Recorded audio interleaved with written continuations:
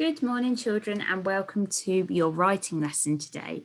So the date is Wednesday, the 24th of February, 2021, and your learning objective today is to box up a text. But before we get into that in more detail, let's look at our starter, which is our punctuation. So I want you to read these sentences carefully and just on a piece of paper, correct them. So put in the capital letters where the capital letters need to be and put in the appropriate punctuation. Spend about 5 minutes doing this. So I will leave it like that. You can pause it and then we'll go through the answers. Okay, let's see how we got on. So obviously capital letter at the start of our sentence. When it is bedtime, that's a contraction. So you needed the apostrophe there. When it is bedtime, I have hot chocolate. That's fine. I on its own is always a capital, okay, for that pronoun, personal pronoun there. Next one. When are we reading the Roald Dahl book? Roald Dahl needs capitals because it's a proper noun. And then, well done if you spotted that was a question. So it's quite tricky. Both of these started with when, but one was a question. And again, as we always say, you need to read the whole sentence to get the context, to see which punctuation it requires. Number 3, what a fantastic coat from Paris that is. Okay, this is one of our exclamation sentences. Starts with a what? Fantastic coat from Paris. Paris is a proper noun. Cool, lucky them having a coat from Paris. And as it is an exclamation, we finish with our exclamation mark. Okay, and finally, we had our, what type of sentence is this? It's a list sentence, well done. So capital letter for the I like painting, comma, because you're separating these two items in the list, and drama. Okay, where the and is, you don't need a comma before or after, but you do, of course, need to punctuate the end of your sentence. Well done if you got those correct. Okay, so going back to our learning objective today, we are boxing up a text and I'll go over why we're doing that and why it's important in a moment, but how are you going to be successful in achieving your learning objective today? So hopefully by the end of the lesson, you'll be able to recall the text type and its purpose. You'll be able to understand that it follows a structure and you'll begin to recognize or identify some of the different features. Okay. So how does this build on previous learning? So yesterday you mainly drew with symbols and labeled with key language the text when you did your text map. And can I just say, I was so impressed with the quality of those. And you guys are artists. Your symbols really clearly represented the different parts of the text. And the way that some of you chose to label them with the key words and phrases was absolutely brilliant. So that's what you did yesterday. Today, we'll be moving away from the symbols and we'll be going into the written. Okay, so that's how it's building. And how is it going to help you? Where will we go on from this? So it will help you know when and where to use persuasive features when you come to write your letter. Okay. So let's have another look at our text. So this time you are going to read it. So pause the screen and read it out loud. There's the first bit.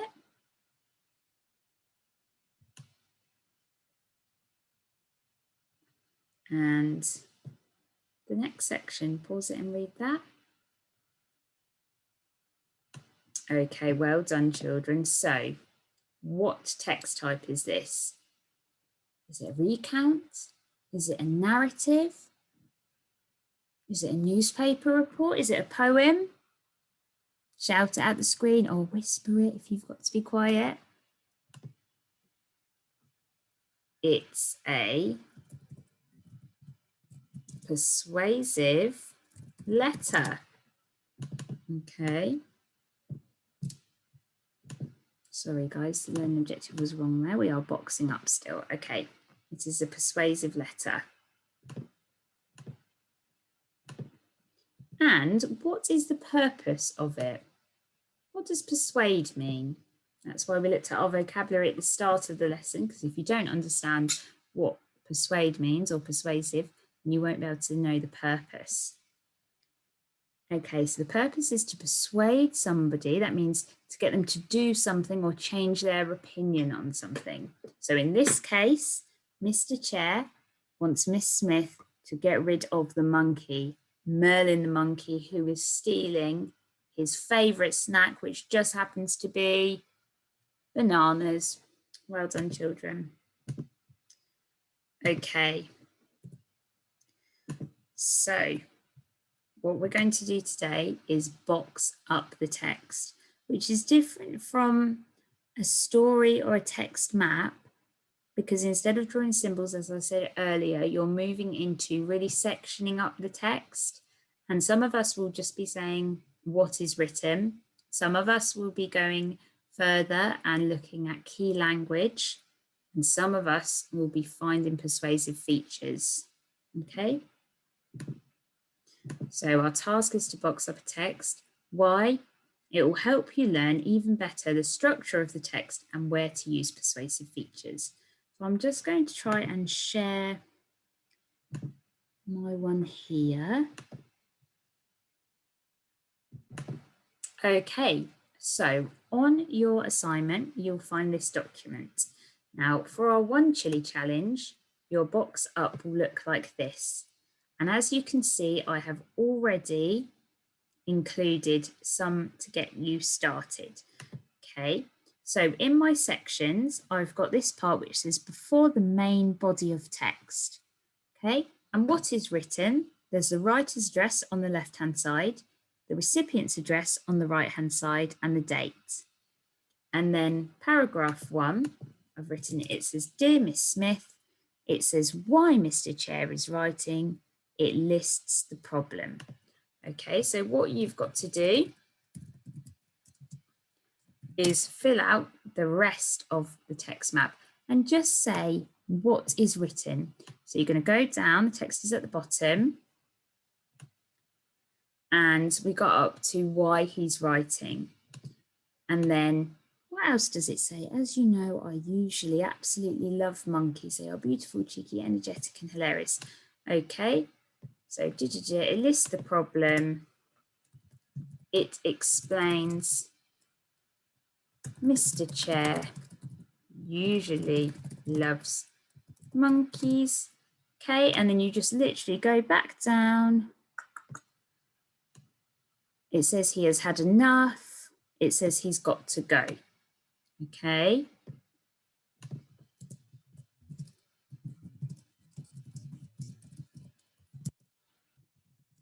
Wants Merlin to go. Okay, so you are literally just sectioning off what is written and putting it into bullet point notes. So that's for our One Chili. I'm going to get rid of this. You've got to fill in the rest yourself. Okay. Now, if you want something a bit harder, we've got the Two Chili Challenge, which includes sections of the text, what is written as before, but then you're going to find any key language that you can. And in class, we say, oh, can I magpie that word? Because magpies like to steal shiny, beautiful things. So if you see any words that you think, oh, I'd like to steal that and use that in my writing, you're going to put it in this box, okay? So the main body of text, again, going to go before the main body, sorry, it's the address, and the date. Okay, and there's not really any key languages there, because obviously when you come to write yours, it will be a different address and a different date. Okay, so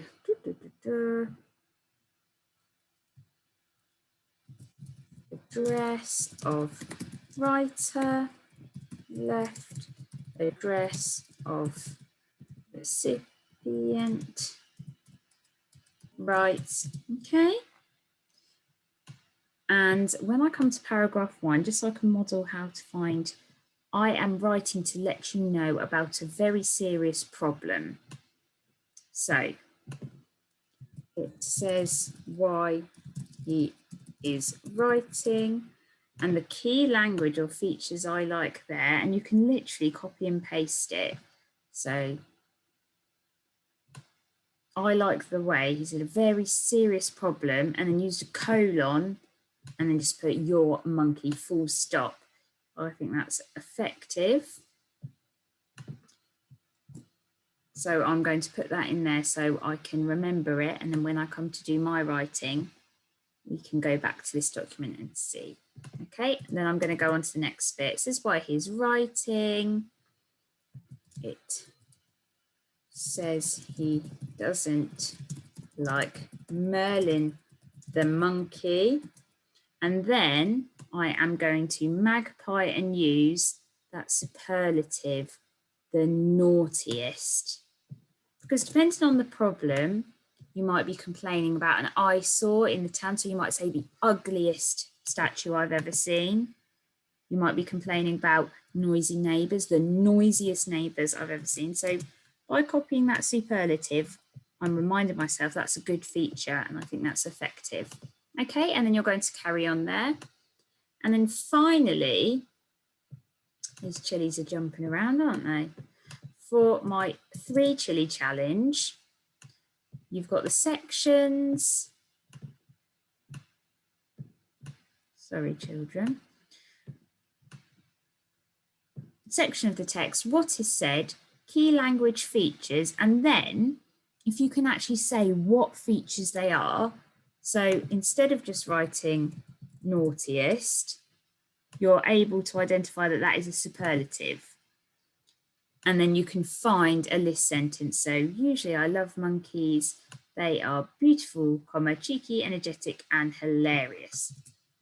So you can actually just copy that straight out,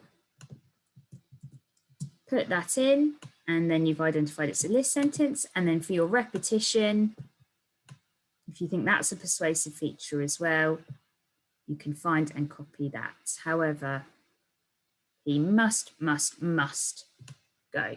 Okay, so pick the challenge that suits you. And if you find this easy peasy and you want to stretch yourself even further, for a little raw challenge, that's why it's in purple, you can pick any feature and explain how it is persuasive. So does it really emphasize what they're trying to say? Does it make the other person consider their point of view? Okay, that's only if you find this really easy. But remember, you always pick a challenge that is challenging for you. One person's one chili is hot enough, and that is absolutely fine. Okay, we know what you're capable of, and we are so proud of you every day. So I'm just going to re-share my screen, and I'm going to pop my success criteria back up for today. And you should spend about 40 minutes doing this.